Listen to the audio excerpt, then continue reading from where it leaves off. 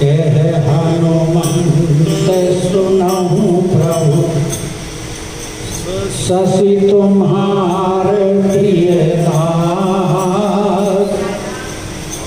तव मूर्ति विधुर वसति सोई श्याम काय भास सियापति राम जय जय राम मेरे प्रभु राम जय जय राम करो कल्याण।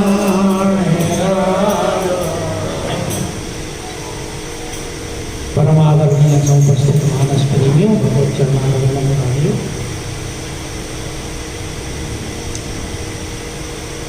आइए सुबेल पर्वत पर चलते हैं जहाँ राघवेंद्र सरकार विराजमान हैं।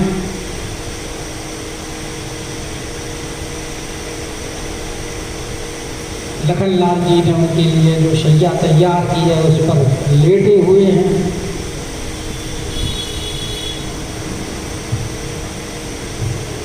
भगवान का सिर सुग्रीव की गोद में है। विभीषण जी कान के पास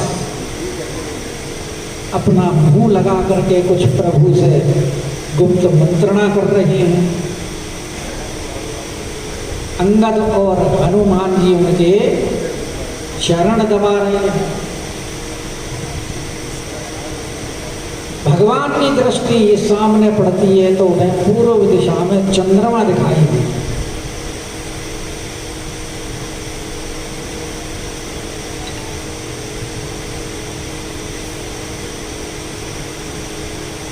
चंद्रमा को देख करके प्रभु पूछते हैं कि कहे प्रभु कि चंद्रमा में जो काला काला दाग धब्बा दिखाई दे रहा है ये है क्या?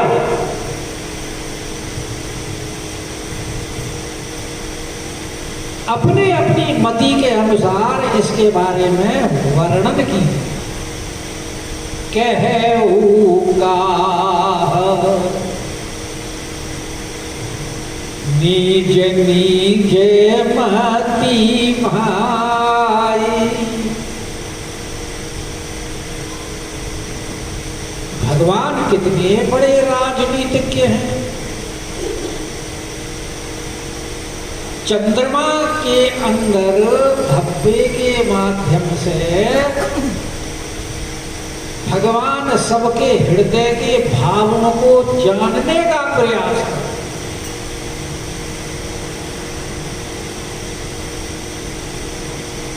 कि इन सबको ये क्या राय है?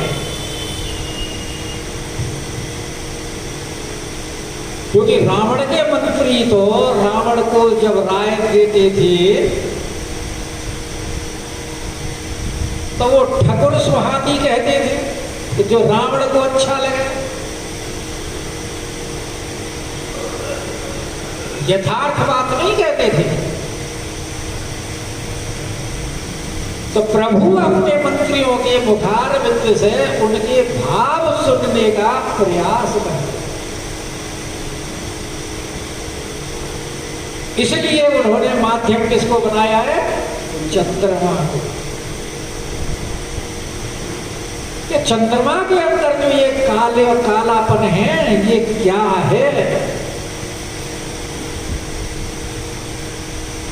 तो भगवान के जो पास में बैठे हुए हैं उनमें प्रथम जो सुग्रीव जी हैं जिनकी गोद में उन्होंने अपना सिर रखा हुआ है। तो प्रथम तो अपना विचार प्रकट करने का उसी का धर्म था।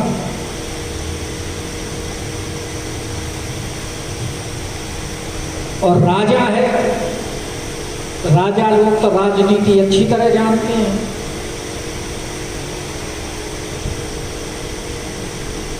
इसलिए सुग्रीव अपने भाव प्रकट करते हुए कहते हैं कि कह सुग्रीव सुनाहूं रघुराम। क्योंकि सुग्रीव को तो सामने पूर्व दिखाई दे रहा है और पश्चिम में बैठा हुआ है, भगवान का सिर हाथ उनके गोद में, और विभीषण जी उनके पास कान की तरफ बैठे मंत्रणा कर रहे हैं। तो वो कहाँ है? दक्षिण दिशा में।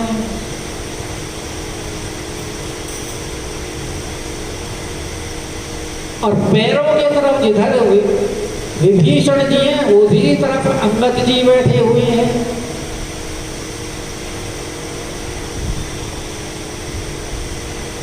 और फिर दूसरा चरण जो है बायां चरण, वो हनुमान जी हैं, वो लिए बैठे हैं। तो अंगद की पीठ किस तरफ है? दक्षिण की तरफ। हनुमान जी की पीठ उत्तर की तरफ। विभीषण भी दक्षिण की तरफ बैठा है, तो कान में मंत्रणा कर रहा है, उसकी भी पीठ उधर है। लेकिन जब भगवान संकेत कर रहे हैं चंद्रमा की तरफ, तो सब अपने मुखारविंद उधर मोड़े हुए।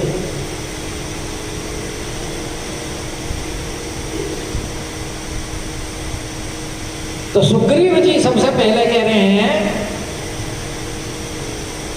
कि प्रभु कह सुग्रीव सुनाहूं रघुराई। के रघुनाथ जी, रघुकुल के श्रेष्ठ, मेरा अनुमान ये है कि ससीमा हूं प्रकट भूमि के छाय, के इस चंद्रमा के अंदर भूमि की छाया है।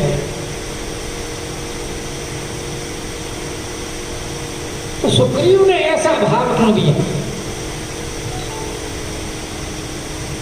क्योंकि सुग्रीव राजा है और सबसे पहले बाली ने उसकी राज्य को हड़प लिया था।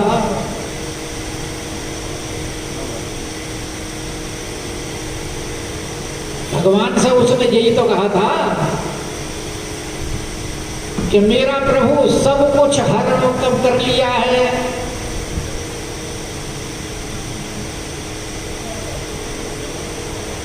तो उसके हृदय में तो वो क्योंकि राजा है, राज्य के प्रति उसका लगाव है,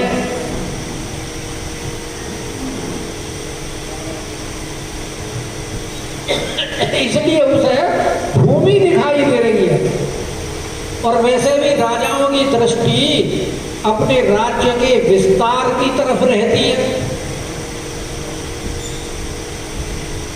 कि हमारा राज्य का विस्तार कैसे हो, कैसे दूसरे के ऊपर आक्रमण करके उसको बढ़ाया जाए।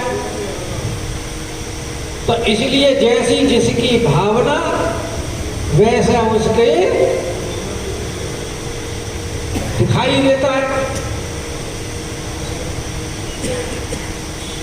इसलिए सुग्रीव कह रहे हैं कि प्रभु मुझे तो ऐसा लगता है कि ससीमा हूं प्रकट भूमि की, इसमें भूमि की छाया जो है वो दिखाई दे रही।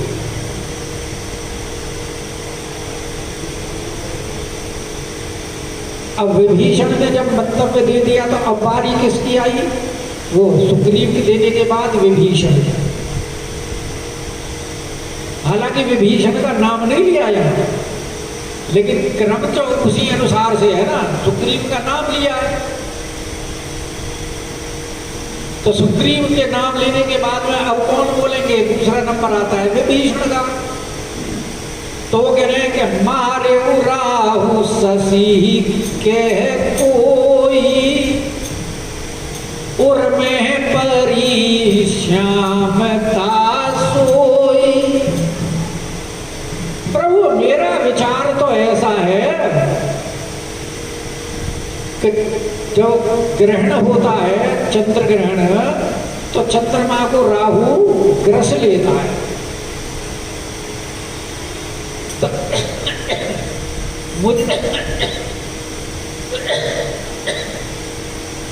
मुझे लगता है कि राहु ने इसको मारा है,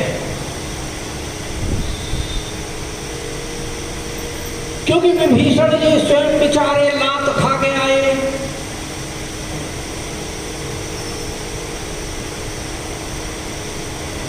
रावण ने लात मार गई तो उनको निकाला था, और भगवान से भी उसने यही आगे कहा था। यहां तक कि जब कुंभकर्ण से आगे मिलता है, जब युद्ध के लिए कुंभकर्ण आता है तो विभीषण जी उनसे मिलने जाते हैं भाई से कि इसके बाद तो फिर मुलाकात होगी नहीं। तब वहां उनको यही बातें बताते हैं कि प्रभु मुझे तो रावण ने इस प्रकार लात मार करके निकाला। तो रावण की जो लात है वो विभीषण जी के हृदय के अंदर बैठी हुई है, तो इसलिए उन्हें मार ही दिखाई देती है। इसलिए कहने के प्रभु मारे राहु शशि कह कोई, वो कोई कौन नहीं है, वो विभीषण जी है। और उर में परी श्यामता सोई, और जो रावण ने लात मारी थी और लात मारने पर जो उनके वो नील पड़ा था मारने का, वो नील उनको चंद्रमा के अंदर जो श्यामता है वो अपनी चोट का नील दिखाई दे रहा है। इसलिए वो चंद्रमा में कहते हैं प्रभु राहु ने लात मारी है, ये उसकी श्यामता है। छिद्र सो प्रकट इंदु उर्माही, तेहि मग देखिए नव पर छाई।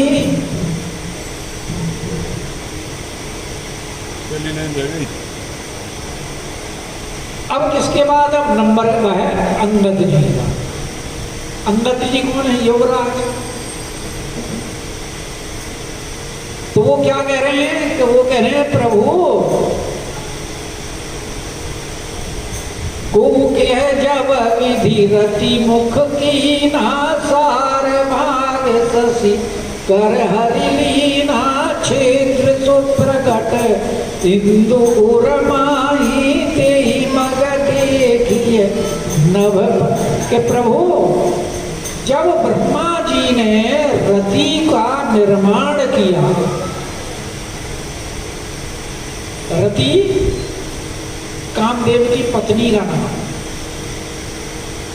और पुरुषों में सबसे सुंदर कामदेव को बताया जाता है, स्त्रियों में सबसे सुंदर उनकी पत्नी रति। तो अंगद जी महाराज कह रहे हैं कि जब ब्रह्मा जी ने रति का निर्माण किया तो उनके सुंदर मुखारविंद को बनाने के लिए ब्रह्मा जी ने सोचा चंद्रमा से सुंदर और कौन है। इसलिए उन्होंने चंद्रमा के सार को ग्रहण कर लिया कि सारे भाग शशि करे हरि। और सार भार को निकालने के बाद में जो रिक्त स्थान उत्पन्न हुआ, वो रिक्त स्थान जो है वो चंद्रमा में छिद्र के रूप में प्रकट है कि छिद्र सो प्रकट इंदु उर्माही।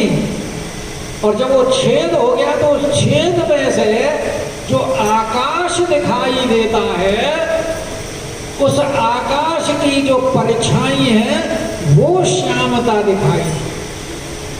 तेहि मग देखिए नव परिछ। तो अंगद जी को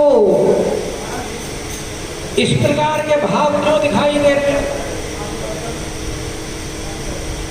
वो इसलिए दिखाई दे रहे हैं कि भाई बाली के बाद राज्य तो मिलना चाहिए था अंगद को, लेकिन अधिकार अंगद का छीन लिया किसने? सुग्रीव ने। और अंगद जी रह गए युवराज, तो उनका तो अधिकार छीना गया, तो सार बाहर तो निकल गया।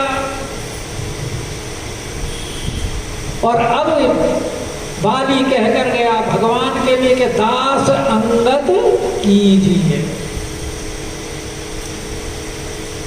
कहाँ तो उनको राजा बनना था, अब वो हालांकि भगवान ने उनको युवराज बना दिया, लेकिन उनके हृदय में तो यही रह गया कि भाई हमारा तो सार भाग निकल गया।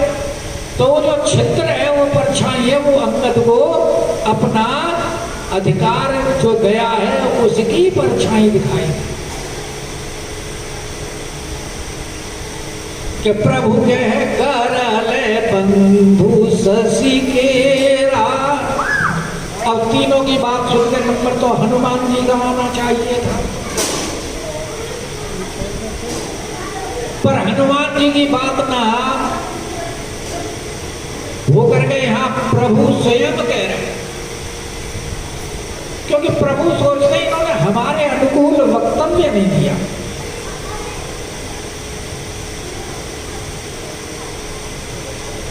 और प्रभु है इस समय वियोगी, उन्हें तो जानकी जी के वियोग में सब कुछ विपरीत दिखाई दे रहा है।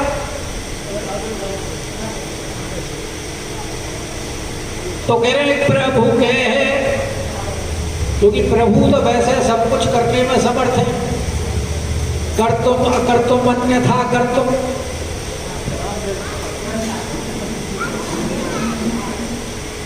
तो प्रभु कह रहे प्रभु के करले बंधु शशि केरा। ये चंद्रमा का भाई है विष, गरल बंधु शशि।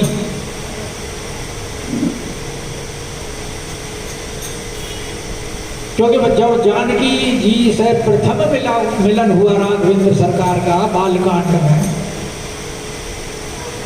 और उसके बाद संध्या करने के समय जब गई थी और वहां चंद्रमा के दर्शन हुए, तो पहले तो कह दिया कि जानकी जी के सदृश चंद्रमा सुंदर है, फिर बोले नहीं नहीं, चंद्रमा जानकी जी की तुलना कैसे कर सकता है?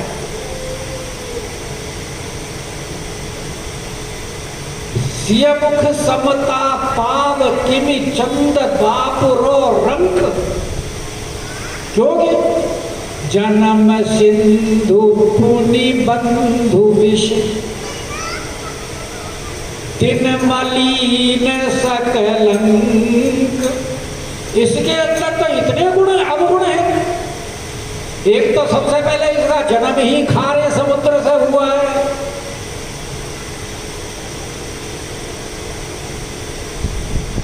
और फिर क्योंकि समुद्र से इसके साथ इसका भाई जो विष उत्पन्न हुआ है, सबसे पहले तो विष ही निकला है ना, जिसको शंकर भगवान ने अपने कंठ में विराजमान किया हुआ है, इसीलिए नीलकंठ कहलाते हैं। और फिर दिन में तो ये मलिन रहता है, दिन में तो कोई चमक होती नहीं है इसकी, और साथ में कलंक भी है इसमें। और आगे तो विस्तार से और भी उसके अवगुण बताए हैं कि शोक प्रिय पंकज दोही, अवगुण बहुत चंद्रमा दोही। तो यहाँ ये कह रहे कि प्रभु के गरल बंधु शशि केरा, कि भाई चंद्रमा का विष जो है बड़ा प्यारा भाई, क्योंकि जो सहोदर भ्राता होता है वो प्रिय ही होता है। मिले ही न जगत सहोदर भ्राता। लक्ष्मण जी के शक्ति लगी तब राम जी ने भी यही कहा था कि जगत में सारी वस्तुएं मिल जाती हैं, बाप भी, माँ भी, बहन भी सब मिल जाते हैं, लेकिन सहोदर भाई नहीं मिलता। तो भगवान ये कह रहे कि प्रभु के करले बंधु ससी, का चंद्रमा का प्रिय भाई है विश्व। तो अति प्रिय होने की वजह से अति प्रिय निज उर दीन है बसे, उसने उस विश्व को अपने हृदय में वास दिया हुआ है। और वैसे संयुत कर निकर पसारी, अब हृदय में जब विष का वास है और चंद्रमा जब अपनी किरणों को फेंकता है तो विष के संयुक्त होने से वो बजाय शीतल होने के ज्वाला फेंकती है। यानी भगवान को, क्योंकि विरह में है ना, तो उनको तो जैसे जानकी जी को विरह में सारी चीज उल्टी दिखाई दे रही हैं, ऐसे ही भगवान को भी चंद्रमा की किरणें वो ज्वाला दिखाई दे रही है। तो वो भी कह रही है कि विष संयुत कर निकर पसारी और चारत विरह वंत नर नारी। जो विरही हैं नर और नारी, नर में स्वयं राघवेंद्र सरकार हैं, नारी में जानकी जी हैं, जो दोनों विरहवंत उनको वो जला रहा है।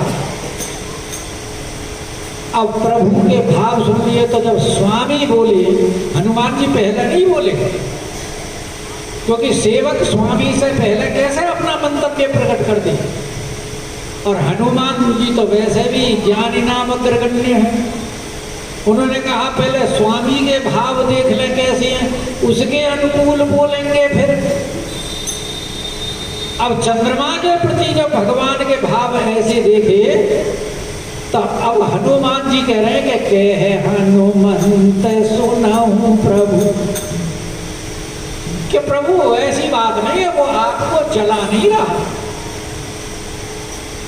क्योंकि हनुमान जी ने सोचा कहीं ऐसा ना हो कि भगवान विरह में इतने व्याकुल हो जाएं और अभी उनको क्रोध आ जाए और हाथ में उनके बाण है ही, और कहीं शुरुआत चंद्रमा से ही ना कर युद्ध की घोषणा। तो इसलिए बोला भगवान को शांत करना जरूरी है।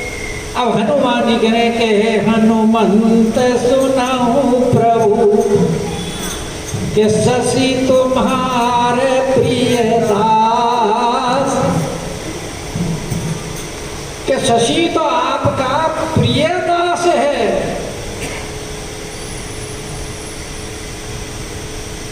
कैसे? क्योंकि चंद्रमा का अंश है सुषेण और सुषेण है सुग्रीव का ससुर। तो चंद्रमा ने सुषेण से सुग्रीव की मित्रता करा करके कहा कि तुम्हें तुम्हारी पत्नी अवश्य मिलेगी, रूमा आशा दिलाई उसको। तो जब सुग्रीव भगवान का दास हो गया तो चंद्रमा का अंश होने से सुषेण भी दास हो गया। तो इसलिए कह रहे हैं हनुमान जी कि शशि तुम्हारे प्रिय दास। और फिर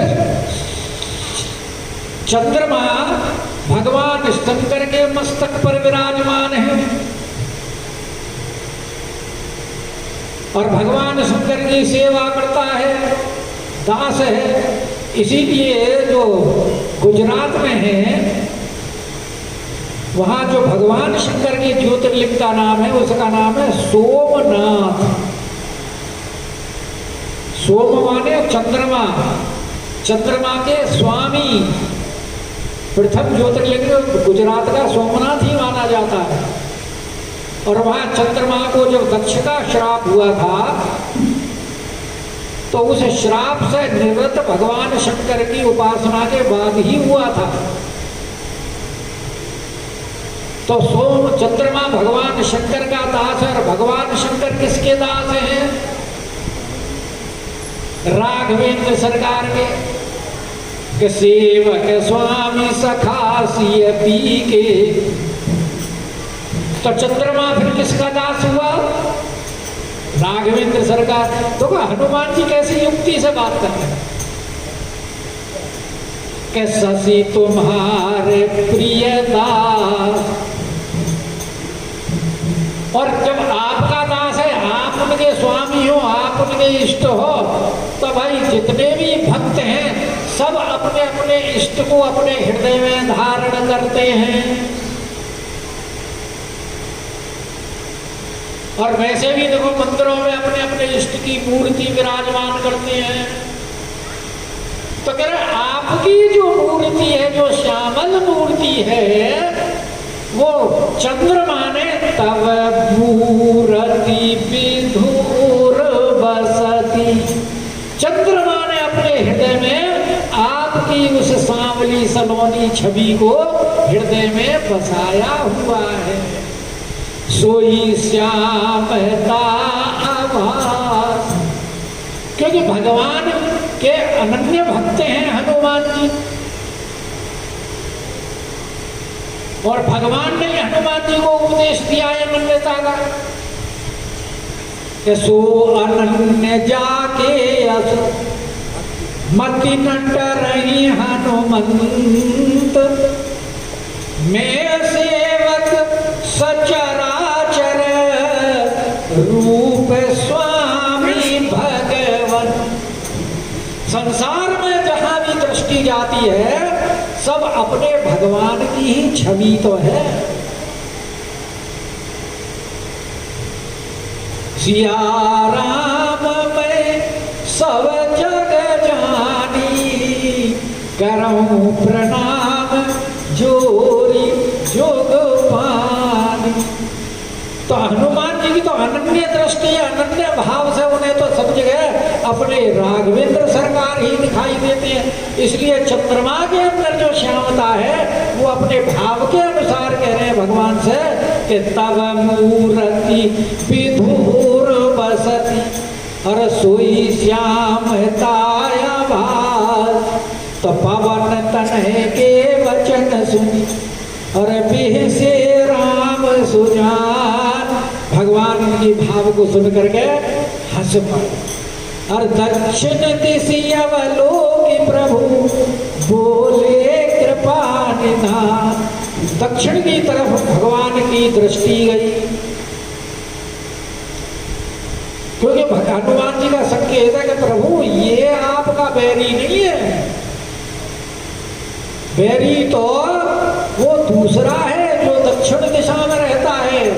और जो आपके समीप विभीषण जी बैठे हैं, ये विभीषण जी उन्हीं के सताए हुए हैं। और भगवान ने जो विभीषण की तरफ किया, दक्षिण दिशा की तरफ गया, वो दक्षिण दिशि अवलोकि प्रभु। तो उनकी दृष्टि जब दक्षिण दिशा में गई तो राघवेंद्र सरकार विभीषण के ऊपर और रावण के ऊपर कृपा करते हुए प्रभु बोले कृपा निधान। क्या कह रहे हैं कि देखो विभीषण दक्षिण आशा, घन घमंड दामिनी विलासा। अरे विभीषण देखो ये दक्षिण की दिशा की तरफ क्या हो रहा है, कैसे बादल दिखाई दे रहे, घन घमंड, घन घमंड नव गरजत घोरा, प्रियाहीन ये भरकत दरपत। तो भगवान को जहाँ दिखाई देते हैं घन घमंड, और उनमें बिजलियों में ऐसे बादल दिखाई दे रहे, बादल के अंदर बिजली चमक रही है, ऐसा लग रहा है। दामिनी विलासा, और मधुर मधुर गरजहि घन घोरा। और बादल भी बड़ी मधुर मधुर ध्वनि से गरज रहे हैं, गर्जन कर रहे हैं। होई वृष्टि जनी उपल कठोर, ऐसा प्रतीत होता है जैसे कि ओले पड़ेंगे, कहीं कठोर ओलों की वर्षा ना हो जाए। क्योंकि हम तो यहाँ सुबेल पर्वत पर पड़े हुए हैं, चारों तरफ खुला आसमान है, अगर बरसात वगैरह हो गई तो उसकी तो व्यवस्था होनी चाहिए। और दक्षिण दिशा के बारे में जितनी जानकारी आपको है, आप उस दिशा के मर्मज्ञ हैं, तो आपसे ज्यादा और अच्छा कोई उस बारे में बता नहीं सकता। इसलिए विभीषण की तरफ मुंह करके भगवान कह रहे हैं। अब जब विभीषण ने सुना तो कहते विभीषण सुनाऊं कृपाला, हे प्रभु होई न तड़ित न वारित माला, कि प्रभु ना तो ये बिजली है न बादलों की घटा है, लंका शिखर ऊपर आकारा, कि लंका के शिखर के ऊपर एक अखाड़ा बना हुआ है, तें दस कंदर देख अखाड़ा। वहाँ जो भवन है उसमें दशकंधर नाच गान नृत्य देख रहा है।